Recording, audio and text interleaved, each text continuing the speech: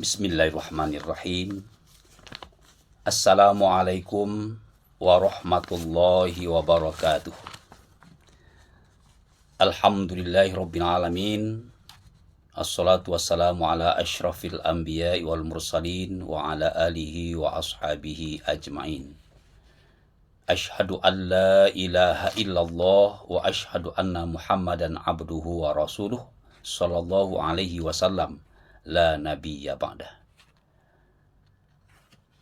Mari kita selalu bersyukur kepada Allah atas segala nikmat yang Allah berikan. Dan kita bersalawat kepada Rasulullah dengan ucapan Allahumma salli ala Sayyidina Muhammad wa ala ali Sayyidina Muhammad. Para pendengar RRI Padang dimanapun berada yang dirahmati Allah, tausiah kita pada saat ini judulnya adalah 4 pilar kebangsaan menurut pandangan agama Islam. Satu-satunya negara yang indah alamnya dan kaya sumber alamnya adalah Indonesia. Inilah yang patut kita syukuri, kita terlahir di bangsa negara Indonesia yang tercinta ini. Oleh sebab itu, pantas kiranya banyak bangsa lain tertarik dan tergiur ingin menguasai bangsa Indonesia ini. Sejarah telah membuktikan bahwa bangsa kita pernah dijajah oleh bangsa lain lebih kurang 3,5 abad lamanya. Karena tergiur dengan keindahan alam dan sumber alamnya yang sangat melimpah. Namun berkat perjuangan dan rahmat Allah yang Maha Kuasa, maka negara kita berhasil merebut kemerdekaan yang diproklamirkan pada tanggal 17 Agustus 1945. Maka terbentuklah sebuah negara yang disebut dengan NKRI, Negara Kesatuan Republik Indonesia. Sebagai rasa syukur kita kepada Allah, maka Allah ingatkan kita dalam surah Al-Ibrahim ayat yang ke-7. Kata Allah, wa iz ta'azzana rabbukum la in syakartum la azidannakum wa la in kafartum inna azabi lasyadid. Aku beritahukan kepadamu, kata Allah, jika kamu mensyukuri nikmatku, pastilah aku akan tambah terus nikmat kepadamu, baik yang tambah itulah jumlahnya ataupun keberkahannya. Menyadari tentang hal ini, para pejuang bangsa kita dulu menyadari sebuah negara akan bisa berkokoh dan kuat jika ada landasan, ada suatu ideologi sebagai dasar negara. Inilah yang disebut dengan Pancasila. Dalam Pancasila itu memuat dua hubungan, hablum minallah wa hablum minan nas. Di pada sila pertama adalah ketuhanan yang Maha Esa. Disitulah hablum minallah, hubung kita dengan Allah. Pada sila kedua sampai kelima, situlah tercermin hablum minan nas, hubungan kita dengan sama manusia. Karena para pejuang bangsa kita menyadari bahwa kita ini bisa hidup dengan damai, aman, bila dua hubungan tetap kita perkokoh. Sebagaimana Allah katakan dalam surah Ali Imran ayat 100 ke-12, duribat alaihimuz zillatu aina ma sukifu illa bihablim minallah wa hablim minan nas. Allah panah hina kita dimanapun kita berada, kecuali bila kuat hubungan dengan Allah dan juga baik hubungan dengan sesama manusia.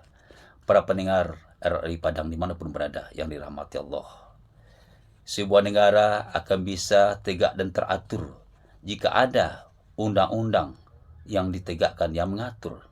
Maka lahirlah Undang-Undang Dasar 1945 sebagai konsekuensi kita untuk tegaknya sebuah negara.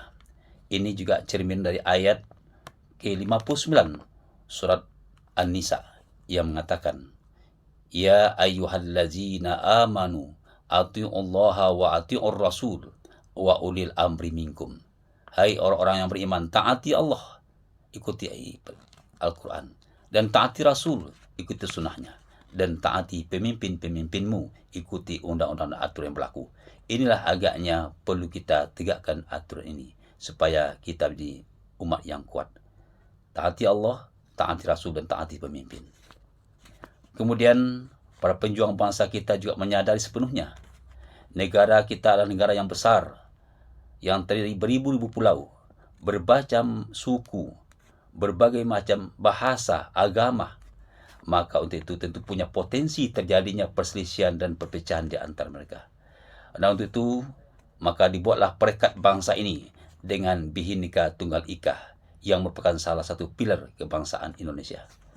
Ini adalah cerminan dari ayat 13 surat Al-Hujurat. Kata Allah, "Ya ayyuhan nas, inna khalaqnakum min zakarin wa unsa wa ja'alnakum syu'uban wa qabaila lita'arafu." Wahai seluruh manusia, sungguh kami telah menciptakan kamu, laki-laki dan perempuan, dan kami jadikan kamu bersuku-suku dan berbangsa-bangsa untuk saling kenal mengenal satu sama lain.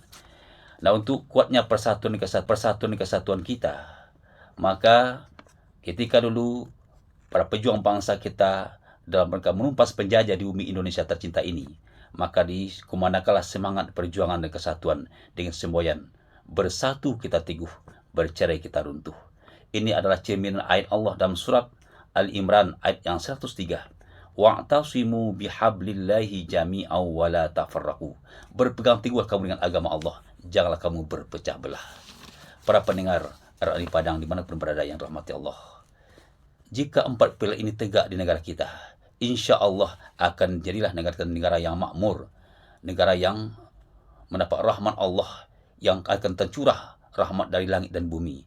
Sebagaimana dikatakan dalam surah Al-A'raf ayat 96, "Walau anna ahlal qura amanu wattaqau, la fatahna 'alaihim barakatim minas sama'i wal ardh."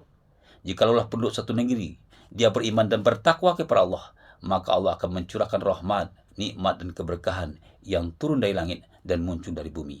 Inilah suatu cita-cita bangsa kita yang juga dengan semboyan baldatun thayyibatun wa rabbun ghafur, negeri yang aman, sejahtera di bawah ampunan Allah.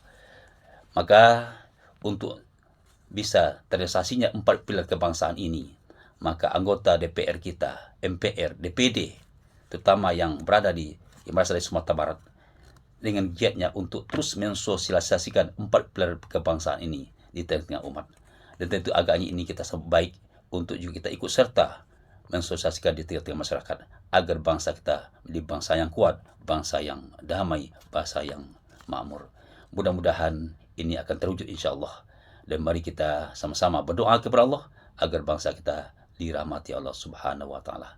Banyak maaf. Billahi taufiq wal hidayah. Assalamualaikum warahmatullahi wabarakatuh.